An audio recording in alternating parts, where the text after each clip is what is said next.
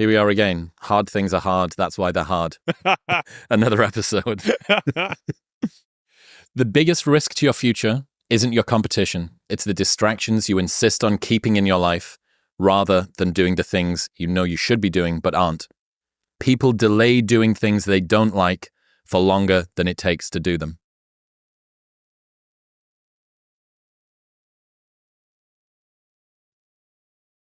There have been so many times in my life where I knew I needed to do something, and then I filled all this extra time not doing that thing.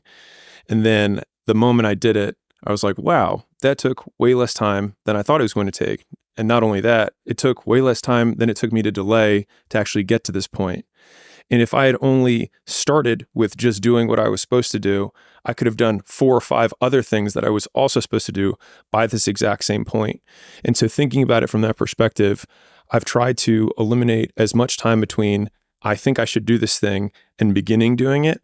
And I think you get this positive reinforcement cycle that occurs every time you start. I call it pulling the thread. It's like, I just need to start pulling the thread. And then all of a sudden what feels really unknown becomes very tangible. And you're like, oh, I understand the 6 problems I have to solve to do this big thing.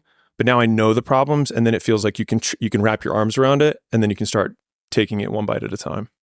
This same thing works in reverse as well, that when you put something off, it makes putting it off more mañana. I used to define power by the distance between thoughts and reality. Meaning, if you think about somebody who's omnipotent, so if God or the God figure would be omnipotent as he thinks things are. So there's zero space between thoughts and reality.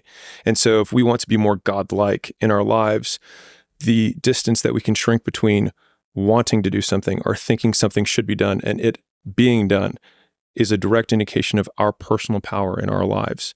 And so that has helped me basically think, don't be a powerless bitch. Like, just shrink the gap.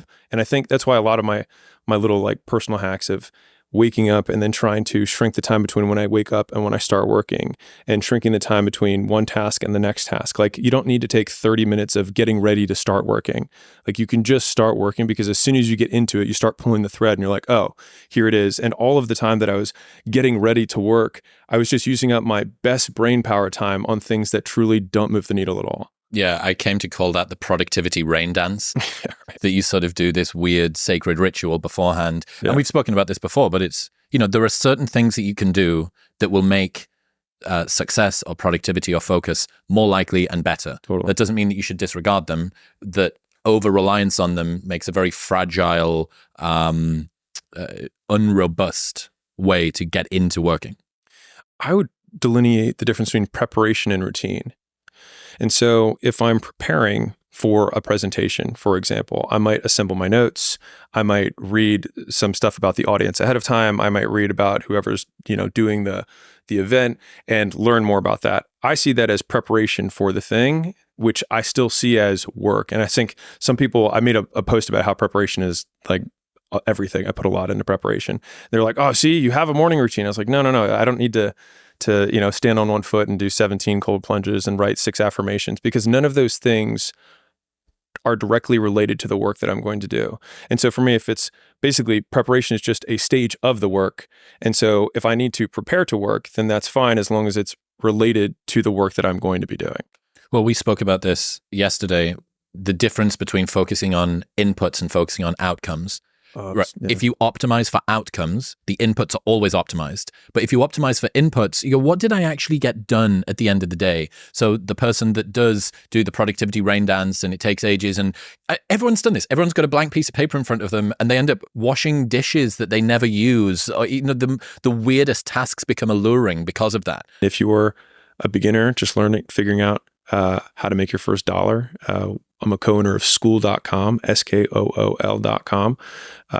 You can start for free. It's a cool setup that we have to help people do it. And right now, 54.1% of people who start a paid community on Skool make money.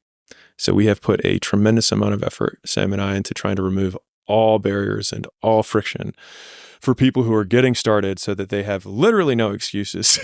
It's a way better strike rate than OnlyFans. I don't know what their strike rate is, but we've worked really hard to. if you saw the amount of detail, I mean, maybe you heard some of this from the podcast, but the amount of detail that went into like where buttons go and what things we remove was actually a big one. Was how can we so pare this down so that people don't get overwhelmed? Because the number one reason people cancel or decide not to do something is overwhelm. And so we're like, okay, how can we funnel action into the clearest possible steps that people go step 1, step 2, step 3, and then all of a sudden they're like, oh, this actually worked. And so it's been really cool to see the thousands of people who have made their first dollar, which is what I make all my content about it to begin with. And so it's been the ride of my life. It's been awesome. Okay, I appreciate you, man.